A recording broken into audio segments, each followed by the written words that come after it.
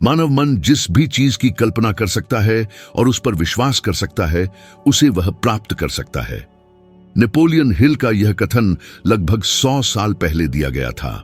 फिर भी आज भी आबादी का एक बड़ा हिस्सा इसकी सत्यता पर प्रश्न चिन्ह लगाता है। दरअसल अगर यह इतना आसान होता तो क्यों अनगिनत लोग हर महीने कड़ी मेहनत करते हैं, कर्ज चुकाने और जेब में थोड़े से डॉलर के साथ गुजारा करने के लिए संघर्ष करते हैं। और अगर मैं आपको बताऊं कि बाइबल के 5 सिद्धांत हैं जिन्हें अगर हिल के बताए अनुसार अपनाया और व्यवहार में लाया जाए तो वे केवल 90 दिनों में आपकी वित्तीय स्थिति में पूरी तरह से क्रांति ला सकते हैं, क्या यह अविश्वसनीय लगेगा? दरअसल यही भावना किसी भी बड़े बदलाव की दहलीज पर होने का संकेत देती है। दृढ़ विश्वास ही समस्त धन संपत्ति का आधार है। यह नेपोलियन हिल द्वारा अक्सर कहे जाने वाले वाक्यांशों में से एक था, और यह सिर्फ एक संयोग नहीं है। वह विश्वास को एक अतार्किक आस्था या धार्मिक सिद्धांत के रूप में नहीं, बल्कि एक मानसिक शक्ति के रूप में देखते थे जो वास्तविक दुनिया को आकार देने में सक्षम है। यह हर विचार के समान है जो ब्रह्मांड की अदृश्य भूमि में बोया गया एक बीज है, जो अंकुरित होने के लिए सही समय का इंतजार कर रहा है।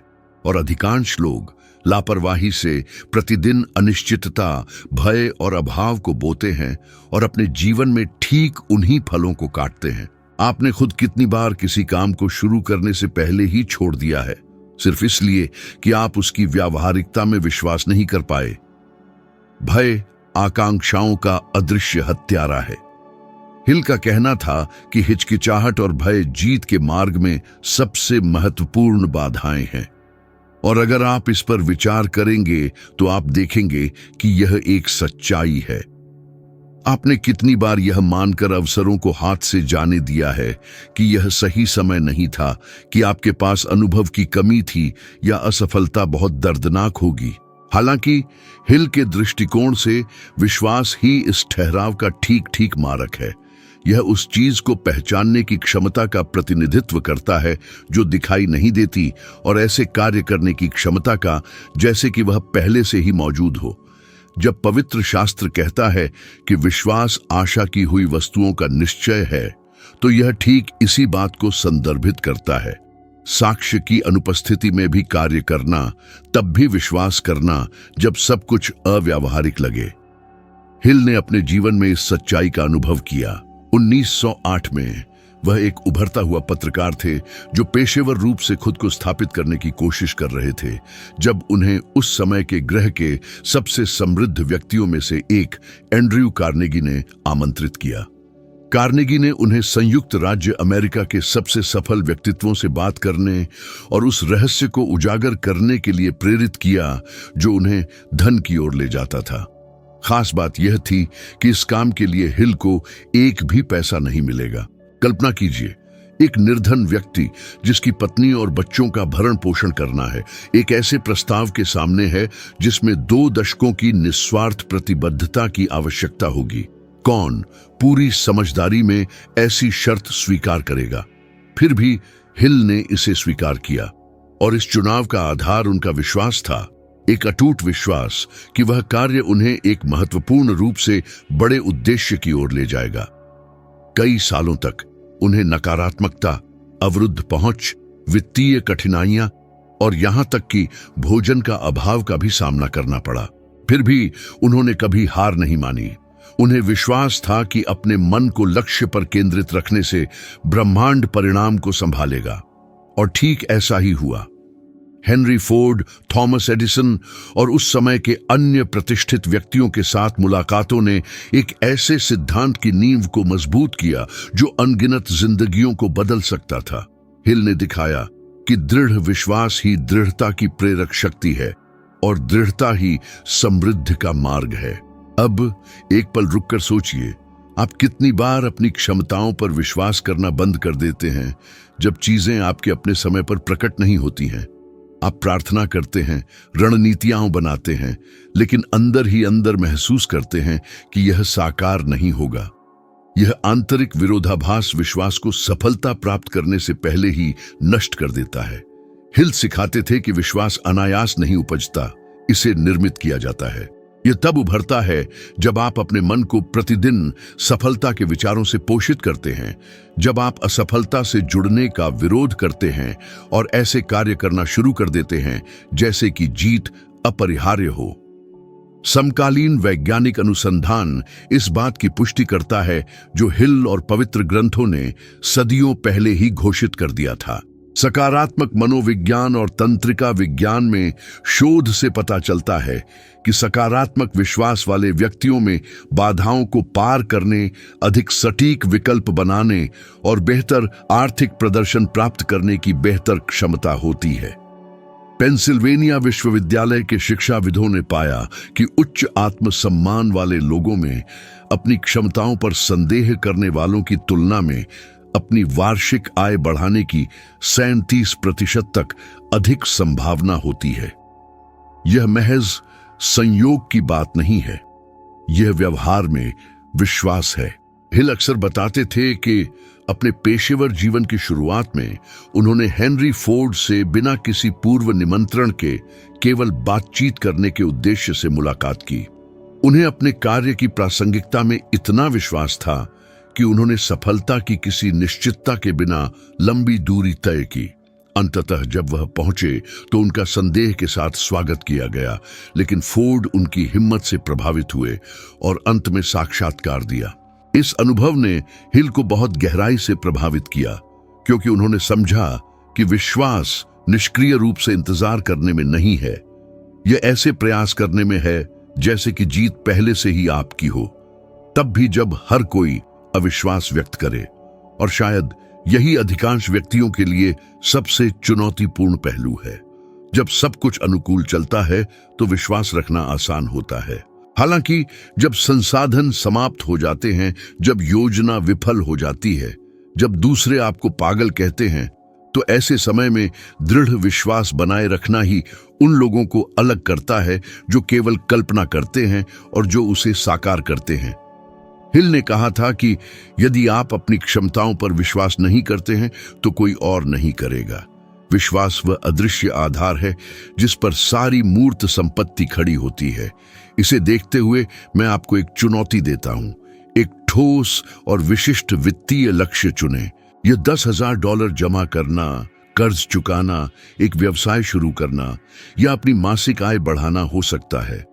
एक सप्ताह के लिए हर सुबह और शाम अपनी आंखें बंद करें और कल्पना करें कि आप पहले से ही इस उपलब्धि का आनंद ले रहे हैं। उस उपलब्धि को प्राप्त करने की भावना का अनुभव करें। केवल कल्पना तक सीमित न रहें, दृढ़ विश्वास रखें। मानसिक संकाय यह नहीं पहचानता कि क्या कल्पना की गई है और क्या सच है, जब भावना वास्तविक होती है। यह नियमित दिनचर्या ही वह है जिसे हिल क्रिया में विश्वास कहते थे। आप देखेंगे कि समय के साथ कुछ बदलता है, अंतर्दृष्टि उभरने लगती है, अवसर प्रकट होते हैं और आप ऐसे रास्ते पहचानने लगते हैं जो पहले अदृश्य थे। यह कोई जादू नहीं है, यह दृढ़ विश्वास के साथ तालमेल में मन की ऊर्जा है जो अमूर्त को मूर्त में बदल रही है। हिल ने अपने जीवन में इसे साबित किया और आप भी ऐसा कर सकते हैं, क्योंकि अंततः सच्चा विश्वास किसी चीज के साकार होने का इंतजार करने में नहीं है, बल्कि ऐसे कार्य करने में है जैसे वह पहले ही हो चुका हो। पहल से रहित विश्वास केवल एक भ्रम है और यह उन सबसे कठोर वास्तविकताओं में से एक का प्रतिनिधित्व करता है जिसे नेपोलियन हिल ने अपने जीवन काल में आत्मसात किया। वह जोर देते थे कि दुनिया ऐसे दूरदर्शी लोगों से भरी है जो कभी आगे नहीं बढ़ते, ऐसे व्यक्ति जो साहित्य पढ़ते हैं, अध्ययन में गहराई से उतरते हैं, रणनीतियां बनाते हैं, लेकिन कभी वास्तव में काम करने में नहीं लगते। गति ही वह कड़ी है जो आदर्शवाद को वास्तविकता से जोड़ती है। यही वह है जो अमूर्त को मूर्त में बदलती है। पवित्र शास्त्र ने बहुत पहले ही यह बताया था, ये घोषित करते हुए कि कर्मों के बिना विश्वास निष्क्रिय है, यानी दृढ़ विश्वास होना महत्वपूर्ण है। लेकिन अगर शरीर उस दिशा में नहीं बढ़ता है जो मन चाहता है, तो यह किसी काम का नहीं। कितनी बार आपको पूरी तरह से पता था कि क्या करने की आवश्यकता है, लेकिन आपने टाल मटोल की? कितनी बार आपने सही समय, सही राशि, त्रुटिहीन प्रोत्साहन का इंतजार किया। बात यह है कि वह पल कभी साकार नहीं होता। जो व्यक्ति पूरी तरह से तैयार होने की प्रतीक्षा में कार्रवाई को टालता है, वह अपेक्षा में ही समाप्त हो जाता है। नेपोलियन हिल का मानना था कि विचार विमर्श कार्यान्वयन का प्रारंभिक चरण है, और दिलचस्प बात यह है कि अधिकांश लोग विकल्पों को प्रभावी बनाने की तुलना में उनसे बचने में अधिक ऊर्जा लगाते हैं। उन्होंने सैकड़ों करोड़पतियों का विश्लेषण करते हुए यह पाया, उनमें से किसी ने भी अनिश्चितता नहीं दिखाई। सभी में एक विशेषता समान थी, तेजी से कार्य करने और आगे बढ़ते हुए मार्ग को पुनः कैलिब्रेट करने की क्षमता। यह रात में हेडलाइट्स चालू करके वाहन चलाने जैसा है। पूरी सड़क दिखाई नहीं देती, लेकिन आगे बढ़ने के लिए पर्याप्त दिखाई देता है। हिल अक्सर कहते थे कि टाल मटोल अवसरों का विनाशक है, और अगर हम अपने आसपास देखें तो हम इस कथन की सच्चाई को महसूस करते हैं। कितनी बेहतरीन अवधारणाएं केवल इसलिए मिट गईं क्योंकि किसी ने शुरुआत करने से पहले ही हिम्मत छोड़ दी। जब एंड्रयू कार्नेगी ने हिल को अपनी जिंदगी के 2 दशक बिना किसी वेतन के समृद्धि पर शोध करने के लिए प्रेरित किया, तो वे मना कर सकते थे। वे शादीशुदा थे, उनकी जिम्मेदारियां थीं, और इस काम से कुछ मिलेगा इसकी कोई गारंटी नहीं थी। फिर भी उन्होंने इसे स्वीकार कर लिया। यह उनकी जिंदगी के सबसे साहसी फैसलों में से एक था। उन्होंने स्थिरता का इंतजार नहीं किया, उन्होंने अनिश्चितता के बीच काम किया, और यही वह व्यवहार है जिससे ज्यादातर लोग बचते हैं। वे पहला कदम उठाने से पहले निश्चितता चाहते हैं। वे आगे बढ़ने से पहले पूरे रास्ते को देखना चाहते हैं, लेकिन दुनिया ऐसे काम नहीं करती। पहल करना ही रास्ता बनाता है, न कि इसका उल्टा। हिल के बारे में एक कम झात कहानी है जो उनकी जिंदगी के सबसे कठिन दौर में भी कार्य करने की शक्ति को दर्शाती है। महामंदी के दौरान उन्हें दिवालिया हो चुके उद्यमियों के एक समूह के लिए भाषण देने के लिए आमंत्रित किया गया। वे खुद भी दिवालियापन और बदनामी की स्थिति में थे, लेकिन मना करने के बजाय उन्होंने वहां जाने का फैसला किया। मंच पर उन्होंने इस बात पर जोर दिया कि जब सब कुछ टूटता हुआ लगे, तब भी गति बनाए रखना कितना जरूरी है। उस भाषण ने न केवल श्रोताओं की उम्मीदों को नया जीवन दिया, बल्कि उनकी अपनी उम्मीदों को भी। उसी क्षण से हिल ने फिर से शुरुआत करने और वह किताब लिखने का फैसला किया जो समृद्धि पर अब तक की सबसे महत्वपूर्ण पुस्तक बनी। अगर वे घर पर ही बैठे रहते, बर्बादी का शोक मनाते, तो शायद दुनिया कभी सोचो और अमीर बनो के बारे में जान ही नहीं पाती। डर हमेशा पहल करने में पहली बाधा होता है। वैज्ञानिक शोध बताते हैं कि जब हमें डर लगता है तो हमारा दिमाग एमिग्डा आत्मरक्षा प्रतिक्रिया का प्रभारी क्षेत्र को सक्रिय कर देता है। यही वह शक्ति है जो खतरे के सामने आपको भागने या स्थिर रहने के लिए प्रेरित करती है। हालांकि आज के समय में यह खतरा अक्सर केवल मनोवैज्ञानिक होता है। उपेक्षित होने, विफल होने, अपमानित होने का डर। स्टैनफोर्ड विश्वविद्यालय के शोधों के अनुसार 85% व्यक्ति दूसरों की राय के डर से महत्वपूर्ण निर्णय टाल देते हैं, और इस टाल मटोल की एक कीमत होती है।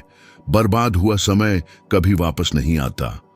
हिल अक्सर कहते थे कि अनिश्चितता में बिताया गया हर पल लक्ष्यों तक पहुंचने के रास्ते से एक पल छीन लेता है। उन्होंने यह भी समझा कि कार्य करना केवल कड़ी मेहनत करना नहीं है, बल्कि एक स्पष्ट उद्देश्य के साथ काम करना है। मानवता का एक बड़ा हिस्सा गतिविधि को प्रगति समझ लेता है। वे लगातार व्यस्त रहते हैं, लेकिन अपनी जगह से हिलते नहीं। हिल ने देखा कि सफल लोग अत्यधिक एकाग्रता दिखाते हैं। वे कम काम करते हैं, लेकिन अधिक दृढ़ता से।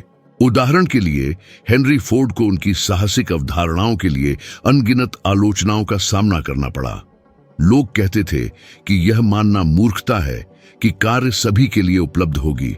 उन्होंने बहस नहीं की, उन्होंने बस काम किया। वे प्रयोग करते रहे, गलतियां करते रहे, सुधार करते रहे, जब तक कि जो असंभव लगता था वह निर्विवाद नहीं बन गया। फोर्ड ने दूसरों की स्वीकृति का इंतजार नहीं किया, और इसी रवैये ने उन्हें एक विशाल साम्राज्य खड़ा करने में मदद की।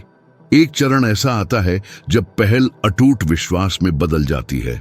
जिस क्षण आप कार्य करना शुरू करते हैं, भले ही तुरंत कोई परिणाम न मिले, आप ब्रह्मांड को दिखाते हैं कि आप तैयार हैं। हिल का मानना था कि समृद्धि भेदभाव करती है। यह उन लोगों की बहादुरी की परीक्षा लेती है जो इसे चाहते हैं, और इसी परीक्षा के दौरान ज्यादातर लोग पीछे हट जाते हैं। शुरुआत में सब कुछ विफल होता हुआ लगता है, अवसर खत्म हो जाते हैं, परिणाम देर से आते हैं, चारों ओर की आवाजें संदेह व्यक्त करती हैं। हालांकि ठीक इसी क्षण भाग्य देखता है कि कौन गंभीर है और कौन केवल प्रयास करने का दिखावा कर रहा है। जो लोग काम में लगे रहते हैं, भले ही धीरे धीरे, वे अनिवार्य रूप से सफल होते हैं।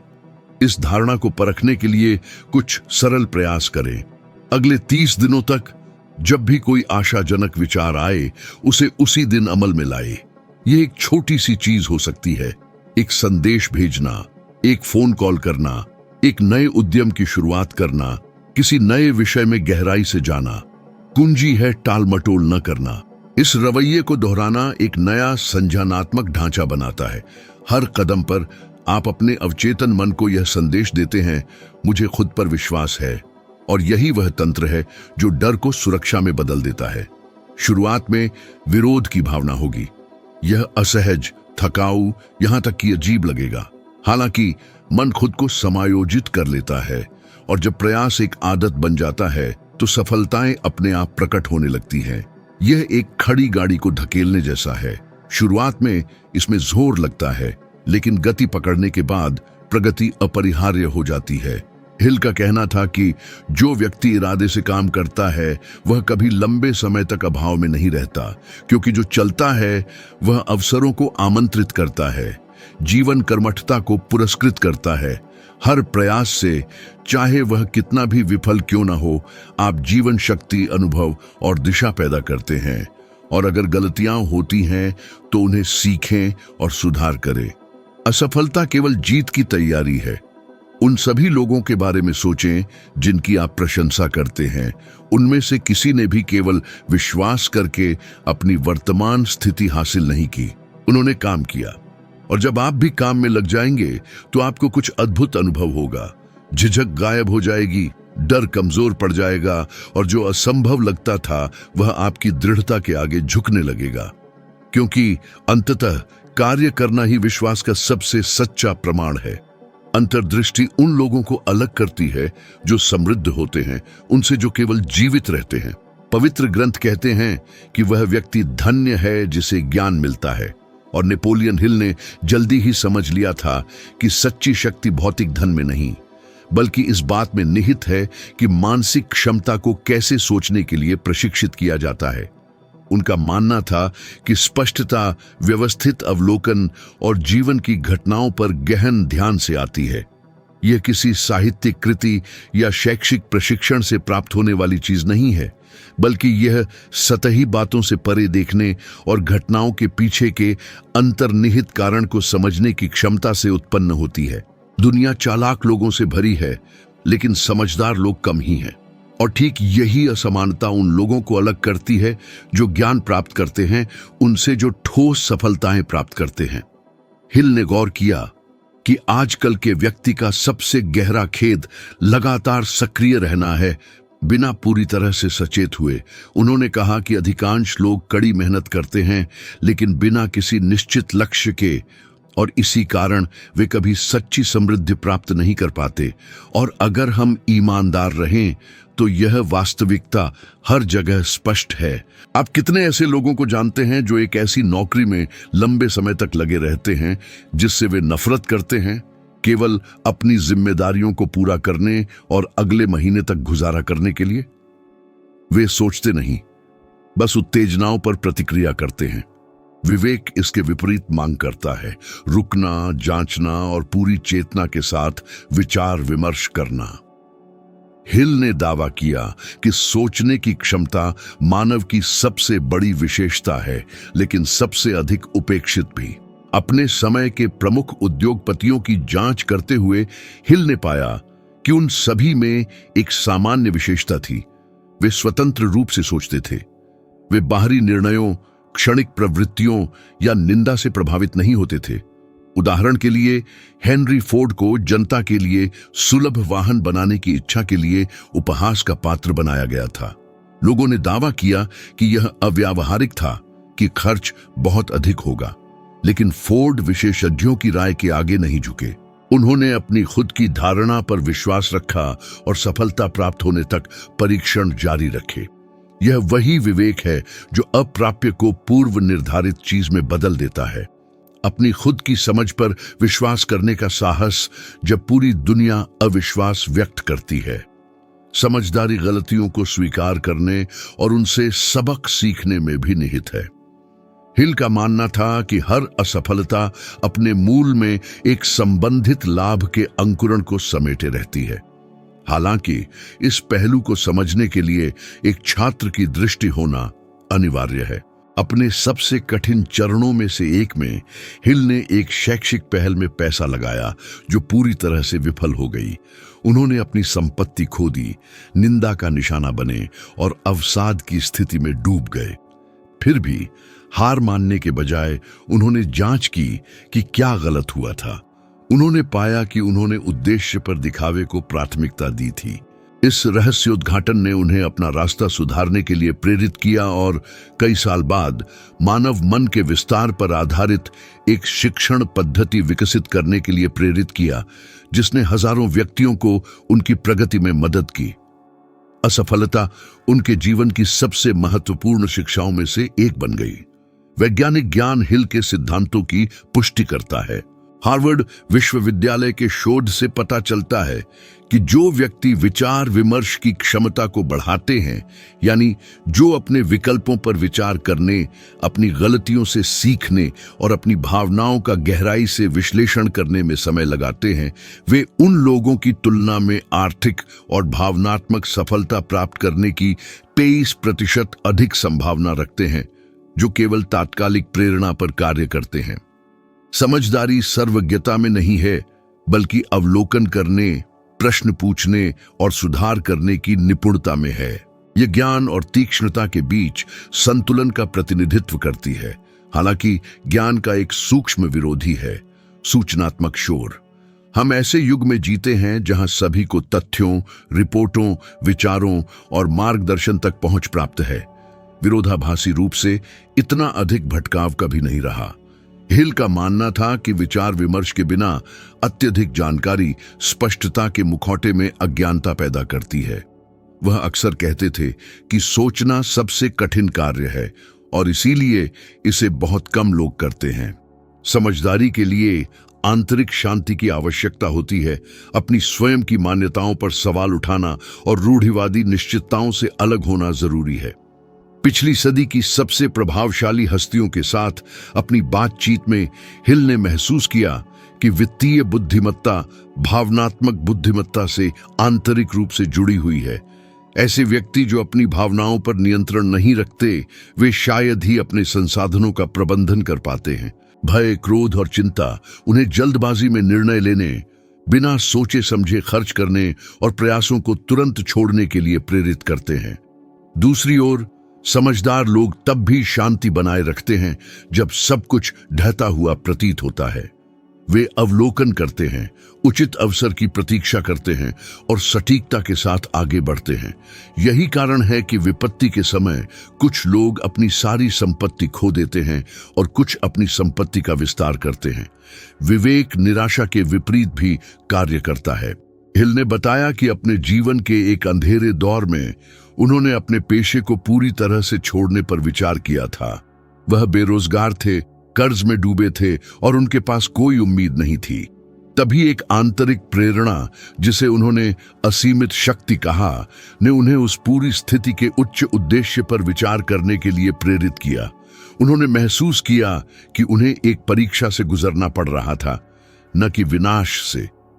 इस स्पष्टता ने उन्हें शांत किया और उन्हें फिर से शुरू करने के लिए प्रोत्साहित किया। इस ध्यान प्रक्रिया से सोचो और अमीर बनो, थिंक एंड ग्रो रिच नामक कृति का उदय हुआ। विवेक ने उन्हें शाब्दिक रूप से अपने ही दुख से अभिभूत होने से बचाया और यह अनुभवों के अंतर्निहित अर्थ को समझने की यही क्षमता है जो समझदारी को एक प्रकार की समृद्धि में बदल देती है, क्योंकि जो जीवन से सबक सीखता है वह कभी शुरुआती बिंदु पर वापस नहीं लौटता।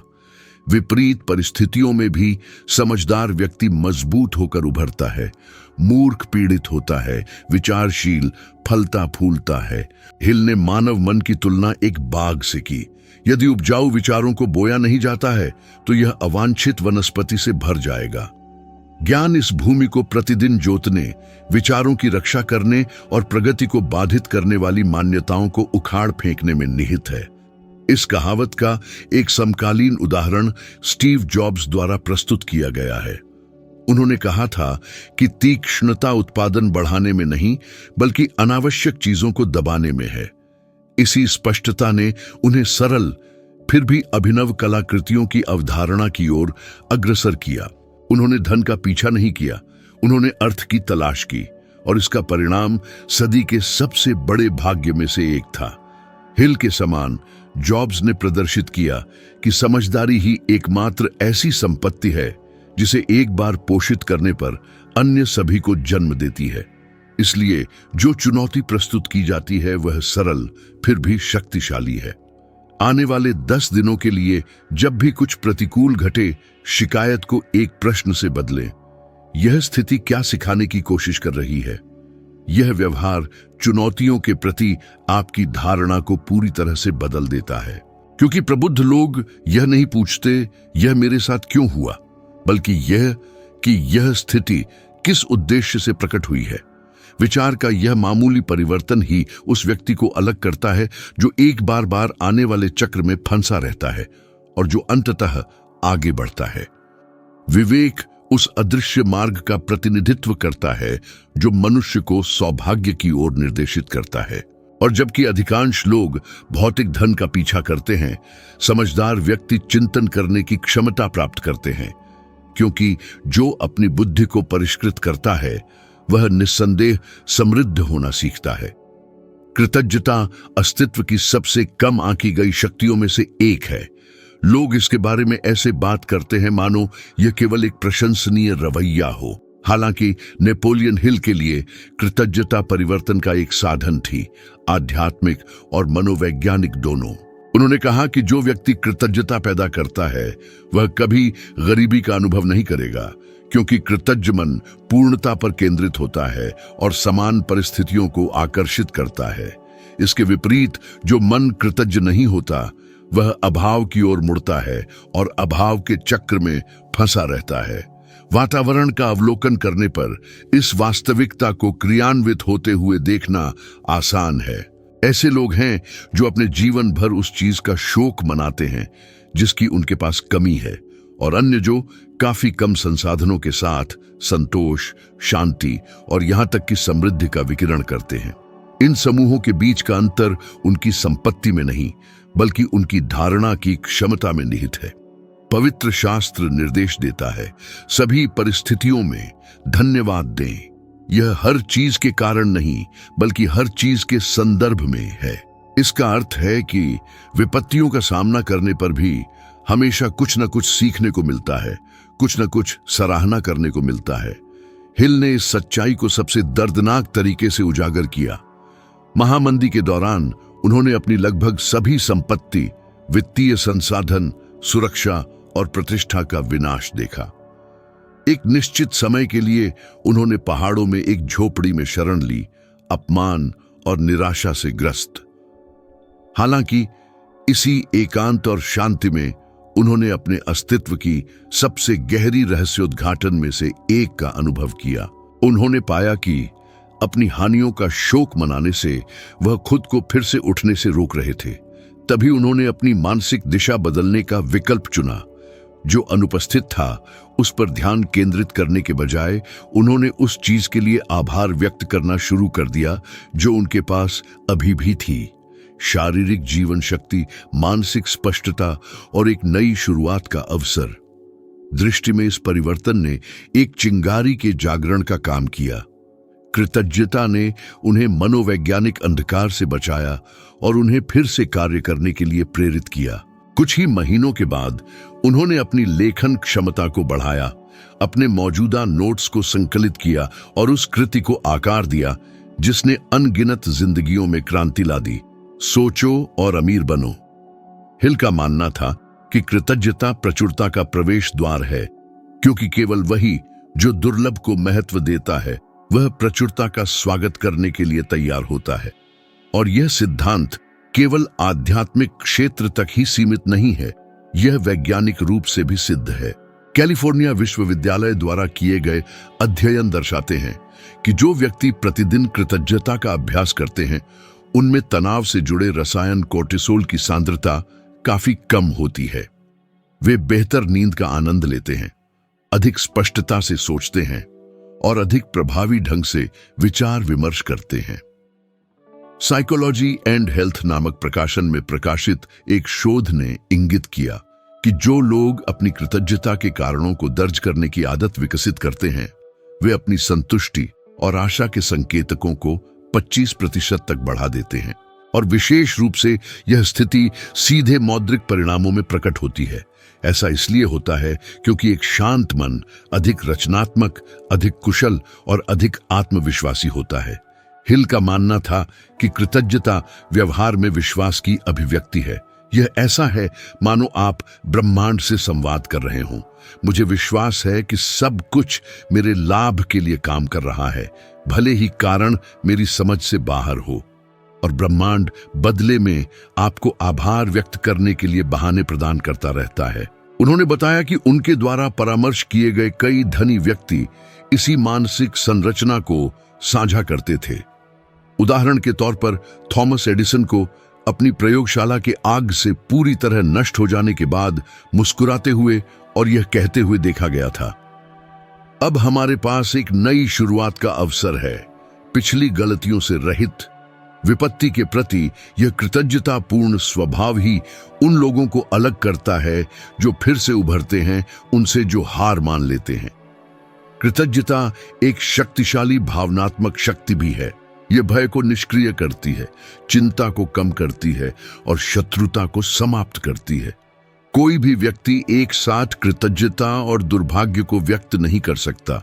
जिस क्षण एक प्रामाणिक धन्यवाद शुरू होता है, केवल मौखिक नहीं बल्कि वास्तविक रूप से महसूस किया गया, आपके भीतर कुछ बदल जाता है। अभाव की शक्ति प्रचुरता की शक्ति को रास्ता देती है और ठीक यही व्यक्तियों, अवधारणाओं और अनुकूल परिस्थितियों को आकर्षित करना शुरू कर देता है। हिल ने देखा कि जो लोग कृतज्ञता नहीं पैदा करते वे प्रतिकूल परिस्थितियों से घिरे रहते हैं, जबकि कृतज्ञ लोग सौभाग्यशाली प्रतीत होते हैं। हालांकि वह इस बात पर जोर देते थे कि यह कोई संयोग नहीं बल्कि एक अंतर्निहित सिद्धांत है। एक कृतज्ञ मन ऐसी ऊर्जा उत्सर्जित करता है जो स्वाभाविक रूप से रास्ते खोल देती है। अपनी एक प्रस्तुति के दौरान हिल ने बताया कि एक बार एक उद्यमी उनके पास आया और कहने लगा कि वह आर्थिक रूप से बर्बाद हो चुका है। उसे कोई उम्मीद नहीं थी और कोई समाधान भी नजर नहीं आ रहा था। हिल ने उससे अनुरोध किया कि वह अपने जीवन में बची हुई सभी सकारात्मक चीजों की एक सूची बनाए।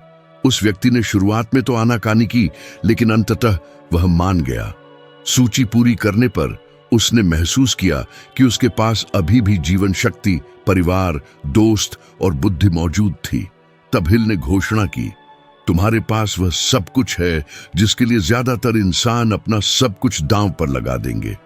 अंतर बस इतना है कि तुमने इसे देखना बंद कर दिया है। उस क्षण से उस व्यवसायी ने हर छोटी उपलब्धि के लिए हर रोज अपनी कृतज्ञता व्यक्त करना शुरू कर दिया और कुछ ही महीनों में उसने अपना आत्मविश्वास, अपनी एकाग्रता और थोड़े समय बाद अपनी खुद की कंपनी भी वापस पा ली। कृतज्ञता ने उसमें काम करने की क्षमता को फिर से जीवित कर दिया। रोजमर्रा के जीवन में कृतज्ञता एक छलनी की तरह काम करती है।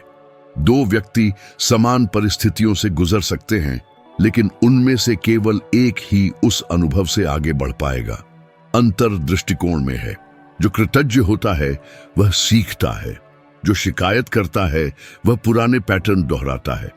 और हिल का कहना था कि जब तक मन शिकायत में डूबा रहता है, वह उन रचनात्मक विचारों के प्रवाह को रोक देता है जो किसी चुनौती को हल करने में सक्षम होते हैं।